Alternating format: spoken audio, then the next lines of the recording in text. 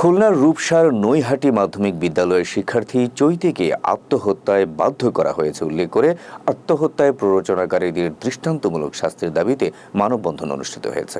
মঙ্গলবার বেলা 10:30টায় বিদ্যালয়ের সামনে এ মানববন্ধন ও প্রতিবাদ সমাবেশ করে শিক্ষার্থী ও অভিভাবকরা। জীবন ধরে গেছে শুধুমাত্র বিচারের জন্য।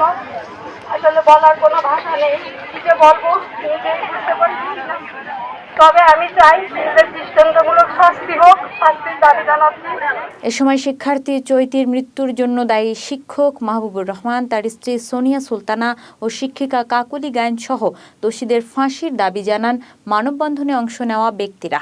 সেই সাথে চৈতির হত্যাকাণ্ডে জড়িতদের শাস্তির ব্যাপারে বিদ্যালয়ের পক্ষ থেকে কোনো সহযোগিতা করা হচ্ছে না বলেও অভিযোগ করেন বক্তারা।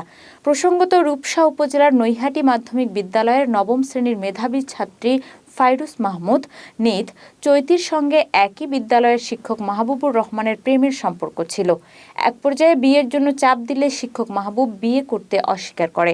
এ পরিস্থিতিতে মানসিকভাবে ভেঙে পড়ে গেল 24 জুলাই চৈতি গলায় ফাঁস দিয়ে আত্মহত্যা করে। পরে ছাত্রীর মাতা নূর নাহার বেগম বাদী হয়ে আদালতে শিক্ষকদের নামে মামলা দায়ের করেন। ঘটনার পর অভিযুক্তরা পলাতক রয়েছেন।